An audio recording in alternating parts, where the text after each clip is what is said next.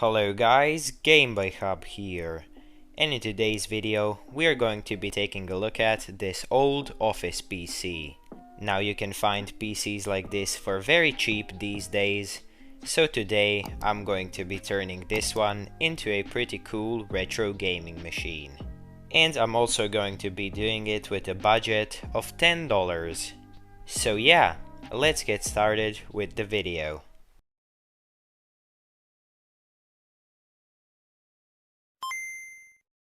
So the first thing we need to do is open it up and see how it looks inside. Now you can see that this PC is extremely dusty inside, so it will definitely need a clean. Also, you can see that it has a very good quality Corsair power supply, which I'm very excited about. Honestly, the components of this computer don't look that bad, so I think it will be a great contender for repurposing. So let's begin the disassembly by unscrewing the power supply and taking it out. We need to do this first because we can't remove any components with the power supply in the way. After we took that out, I will disconnect and remove the remaining cables that can be removed. And then I will start taking out the drives. So this computer has a 500GB hard drive, which I'm probably just going to replace with a smaller one and use the 500GB one for something else, just because a retro gaming PC doesn't need that much storage. And here you can see that the hard drive was made in May 2014, so that probably gives us a good idea on how old this computer is. Next thing I'm gonna do is start unscrewing the motherboard so we can remove it. And I just need to lift up these very dusty cables and we can take it out. Now I will remove the RAM sticks from the motherboard. And these seem to be 2GB sticks, so this PC has 4GB of RAM, which is honestly pretty usable. And now we just need to remove the CPU cooler. And the thermal paste does look quite old, so it will definitely need a replacement.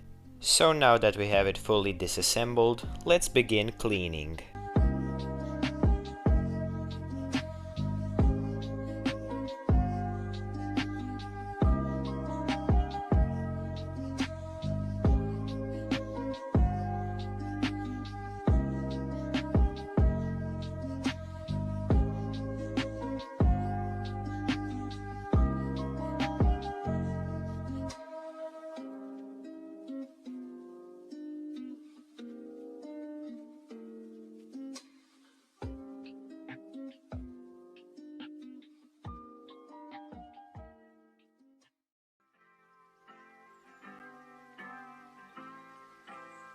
And after we cleaned everything up, we can check which CPU we have. So we seem to have an Intel Pentium E5200, which is a dual-core processor clocked at 2.5 GHz. I could upgrade this for cheap to a better Core 2 Duo or even a Core 2 Quad processor, but honestly I think this one will work just fine for what we need. Also, I just wanted to mention that right over here I forgot to put the other RAM stick in, but later I did put it in. So we do still have 4GB of RAM.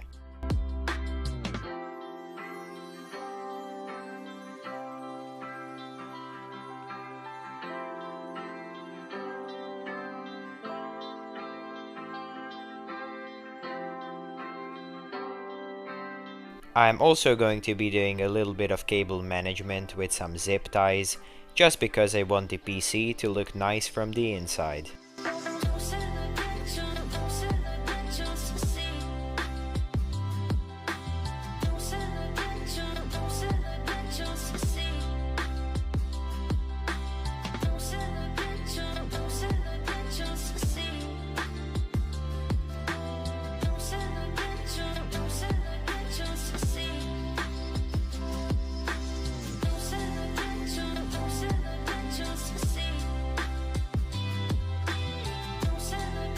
And this is the hard drive that I'm going to be putting inside of this machine. So it is a 160GB drive from Hitachi.